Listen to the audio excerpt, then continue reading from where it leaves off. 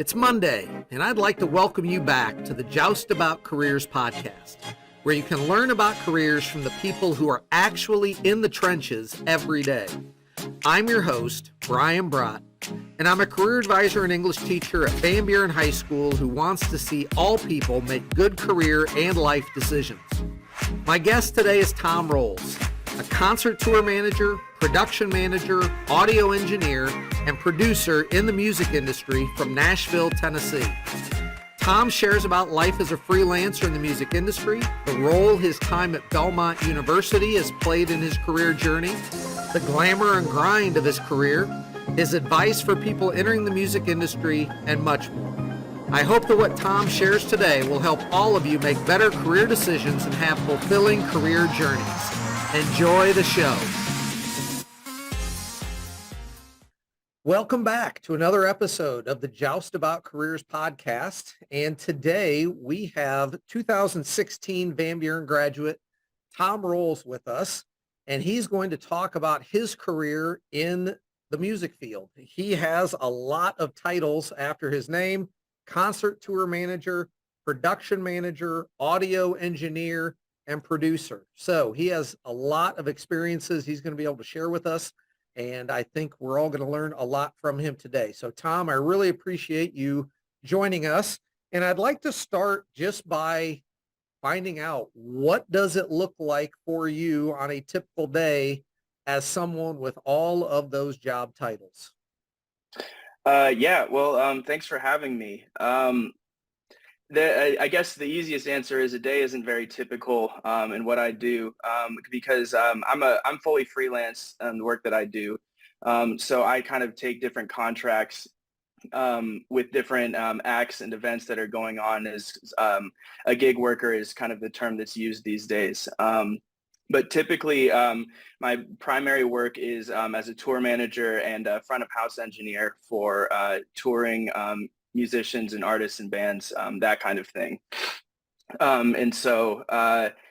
Typically that is taking them from, they have an event or a concert planned that I'm helping them with. And so I will generally oversee all of the travel logistics, how we're getting there, putting the show on, those kinds of technical things. As far as our band has a drummer and a guitarist, so we need to make sure that those things are accommodated for, maybe lights, sound, and things like that. And then also at the end of the day, making sure that the act gets paid for the work that they've done putting on the show. Those are kind of all the things that fall under what I'm overseeing. Interesting. And everyone always likes to be paid. So that is always very, very important. So when you were in high school, did you see yourself doing something like this? How did you get to this point?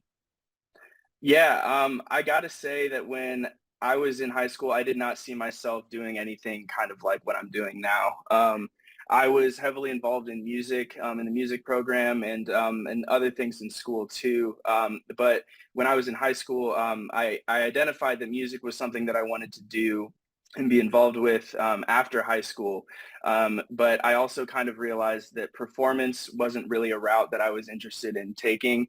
I was seeing, his postgraduate opportunities were like going to school to be a voice major or major in an instrument. And that wasn't something that I really saw myself doing as a career path, although I knew I wanted to be involved in music. So I really took a liking towards music education and that kind of a field. And that was what I was kind of researching and preparing for after high school, until I kind of fell into, I heard a little bit about these music business programs and things like that. And started researching that more and realized that that was kind of a thing that it combined all of the things that I was interested in doing in a kind of a more unique way that fit with where I actually kind of saw myself after high school. Interesting. So you went to college, earned, looks like a double major in audio engineering technology and business administration. And you've since worked with artists like Ashley Cooke, Kane, Bren Joy, Lathan, Warlick, Walker County. And how did all of that get started? Did you said you freelance now. Did you start with a company of some kind and kind of get the experience that then allowed you to go out on your own? Or have you been out on your own from the start? How has all of that happened? Yeah, when I got to Belmont University, where I went to college, they had a program there that I got involved with really quickly, and that's kind of what set me on the path that I am on now, and that's their showcase series. It's like a full hands-on concert production sort of a thing where we put on completely student organized and led concerts in the basketball arena that we had on campus, and they were with student bands and that kind of a thing. But it was at an arena level. It wasn't like your coffee shop show. We actually got to do, like full scale lights, video, sound, like all of those things that you would see if you went to a really big production. And we had local vendors and local professionals come in and kind of, obviously we didn't have much of that experience. It was kind of a sandbox environment for us to learn and see and get taught on a lot of these different systems and kind of how they worked within themselves. So that's where a lot of the background of what I learned came from. But then outside of that, it was working in local venues and stuff like that around town, and kind of getting involved with small productions, bands, friends that had bands or things like that, putting on events and kind of just getting involved with that when we just, it was for no money. It was just kind of an experience sort of a thing. And then through that and through there's a kind of an alumni network that we had within that program of the people that had then gotten out into the field and started doing it in a more professional setting. And so then with friends that I made and connections that I made through working there when I was in college, some friends that were involved with touring acts or something like that were able to take me out for a weekend and just kind of, I would get to work in a real environment and just kind of be a helping hand and things like that. It was a lot of just kind of being in the room when things were going on, so that when somebody needed help, they could say, hey, can you come over here and help this? And then rubbing shoulders with people as you go. From there, it was a lot of relationship building. Those are kind of, because all of those jobs that you've referenced with the bands that I've worked with came from relationships that I built in school or outside of school, working around and working with peers. And so then when a job would open up, I would get recommended for it based off of some previous work that I had done, or it would be somebody that I had a relationship with that was in the hiring position that would be reaching out to me saying, hey, there's a job opening here, something similar to that. So who experience, and sometimes having to work for free to get that experience. And I think that's something students need to be aware of. And obviously we all want to be paid, but there are times where that experience is worth more than the salary that you might have earned and so forth. And I think your story definitely reinforces that. So what's it like on the road? Are you on the road the entire time with an artist throughout the entire tour? Do you do some things from your home base and only are with them at various times during the tour? How does all of that work? Yeah, I've done a number of different formats of what you just described, I guess. At its simplest, sometimes if I'm not able to be present at an event, I have just done the coordination mobily. I've made the travel arrangements. I've set up other labor locally and things like that to kind of oversee that. So I just kind of sit back and am from a logistical standpoint. But then I've also been on the road in a number of formats as well. So I live in Nashville, and so country music is primarily what I work in. It's the main music genre that's here. And they have a touring format that they call, the term is Weekend Warriors. And oftentimes you will leave town to do some shows on a Thursday or Friday. You do 3 or 4 shows just on the weekend, and you're home by Sunday morning, Monday, something like that. So you're out every weekend and you're home for 1 or 2 days a week. That's what they call the weekend warriors. But then there are the other kind of the more standard touring that you see in like pop and rock and others kind of like that, where they're just gone for a whole month. And I've done that as well, where we leave and we could do the entire country over a month. We're never home. Maybe you cross through home on the tour and you get to see your home for half a day or something like that. But then you're just gone until the whole thing's done, and then you go home afterwards. And so that's a whole kind of a different type of experience too. I think we all think about the glamorous side of music and so forth.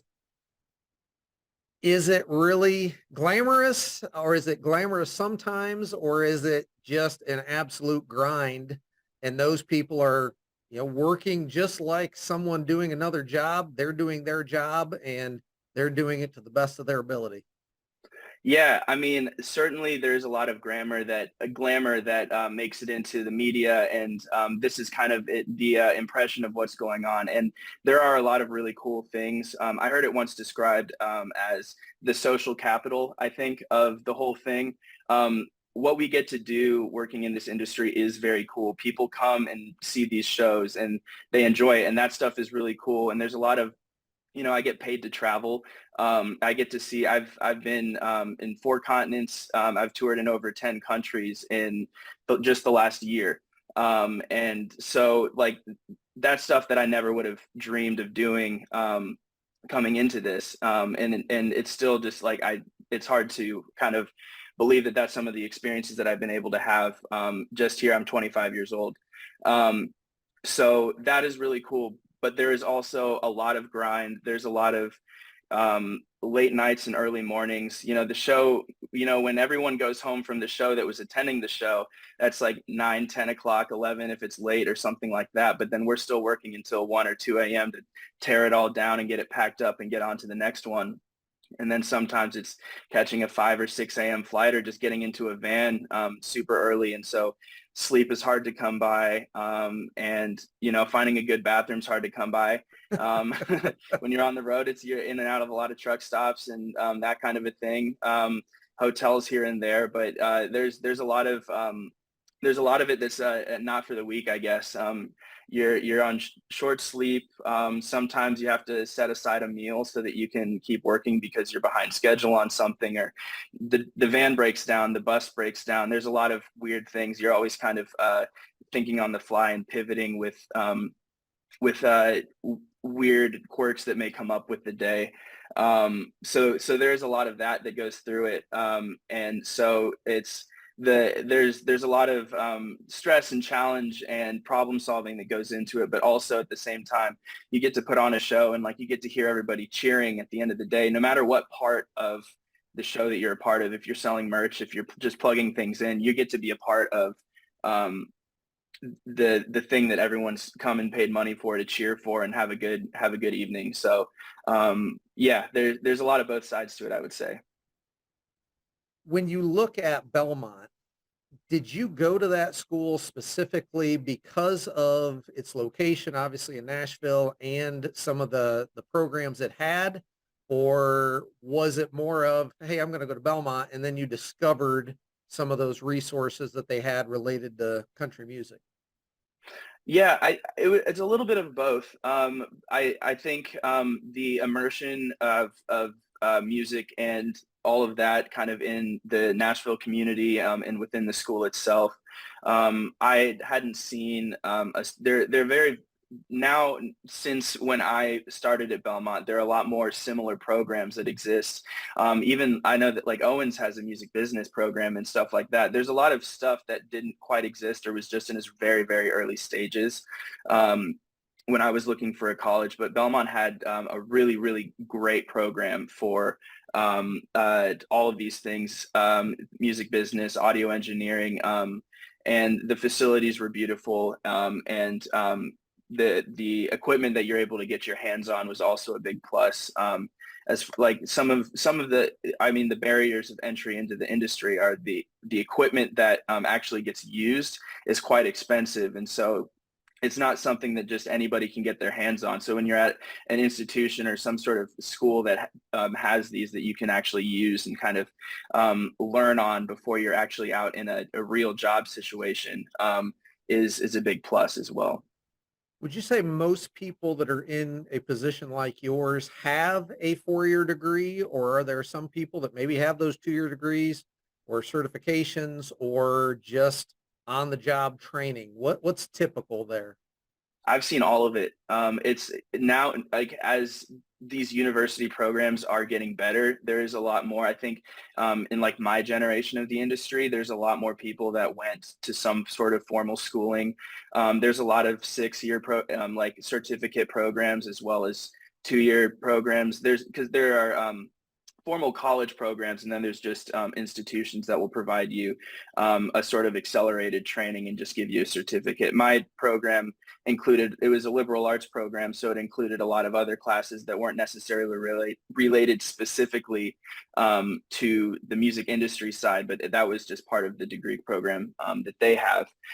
But yeah, I've seen all of it. I've seen people that went to no schooling and they just went straight out and were working, and they've made quite a career for themselves that way.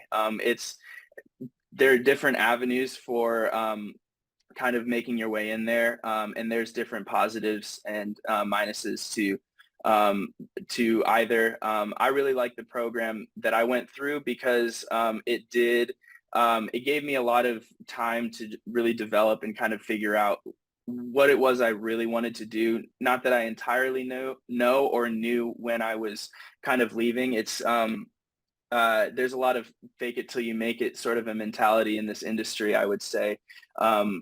It seems really daunting, but almost so many people, I could give countless stories of my own experience too, of going into a situation where I hadn't really done what I was about to do before.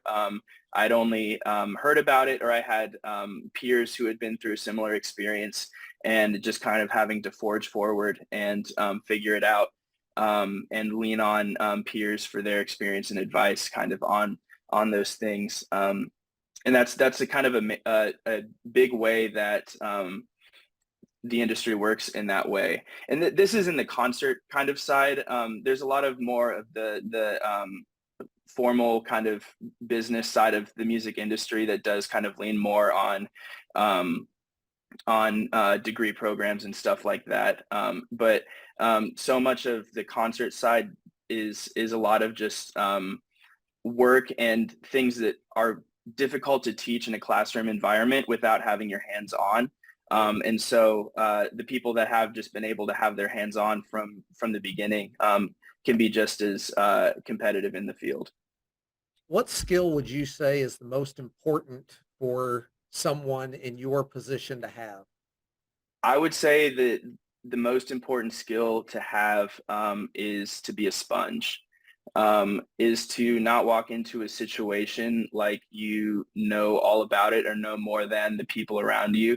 There is always something to learn, and particularly the work that happens. Often I describe some of the quirks or errors that may come in a day with setbacks or things like that.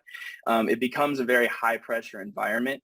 And so cool under pressure is really, really a big thing, because as soon as one person gets stressed out, then another person can get stressed out, and then suddenly your whole team is falling apart. And so it's really valuable, I would say, is to be we call it a good hang, but it's just somebody that you really want to be around, because when you're really kind of in the trenches of a tough situation, you want to know that you can count on the people behind you, and you don't want to be frustrated with this or that about them or something like that. It really comes down to that camaraderie fact too. What's the most interesting or rewarding experience you've had in this career? Man, that's tough. There have been so many. I think I can think of countless times where we walked into a situation and we're like, we don't know how this is going to happen. We looking at a 20 plus date tour, and a lot of things aren't really falling into place with the kind of coming out of the pandemic era that we've been in. The hospitality and travel industries have been really just ravaged from what COVID did to them. And so I've been on some travel situations where flights are getting canceled and we don't know how we're going to make it to the next show. Or we were 2 weeks from leaving on a tour, and we were supposed to be traveling on a tour bus, and we didn't have, we had some backup options, but they weren't very solid. And we still didn't have the tour bus locked in because there was none available. And we managed to get that locked in about a week before we were leaving. And so kind of counting on and just knowing that the show will go on, and then finally getting to that point where we overcame all of those odds, and then we actually get to the show, and it's a great show. It's a really rewarding experience. That would be cool. Coolest venue you've been in? The Music Hall of Williamsburg was a cool one in Brooklyn. That was cool. There have been a lot of different venues. Some of them start to run through in my head, but we've been into some that there's just a lot of history in some of these venues where I'm forgetting its name, in Tulsa, Oklahoma. It was like Bob Dylan had performed there. Like a lot of country music history was there. It's really cool to be in these venues and spaces that like some of the greats have been through at the same time. You get to, sometimes they'll have their names written on the walls in the back room or something like that. And it's cool to kind of be walking through some of that history. That would be awesome. So as you look back at yourself and what you were and what you knew in high school and compare that to where you are now in your career and what you know now, what do you wish you had known back in high school that you now understand today? I think that I would push myself to be more of a risk taker. I think that there's a lot of value and confidence gained in just pushing yourself towards things that make you uncomfortable. I think that's one of the biggest things that I've learned through doing all of this is that if you really, really put yourself to it, there's not many things that you can't do. And that seems like such a cliche, but there are a million things that I've done in the past few years that I could never have seen myself doing in high school or even dreamed of doing. And it really just, it's a ripple effect of just kind of taking one leap of faith into another leap of faith. I would really just push myself towards the things that make me uncomfortable and the things that conventional mindset might say, you can't do this or you shouldn't be able to do this, because it's really not true. Tom, I really appreciate all of that, giving us a glimpse into your career, and I think a glimpse that not a lot of us really get to see. So I really appreciate that, and I look forward to watching your career continue to progress, and I appreciate you being willing to share all of this with Van Buren students and hopefully people around the world. Yeah, it's my pleasure. Thank you. Thank you for watching and listening to this episode of the Joust About Careers podcast. I hope you learned valuable information from this career story, and to be sure you don't miss upcoming episodes, please click subscribe on YouTube or your favorite podcast platform so you'll know when the next episode is released. Thank you for watching, and as always, this is the place to go to learn just about careers.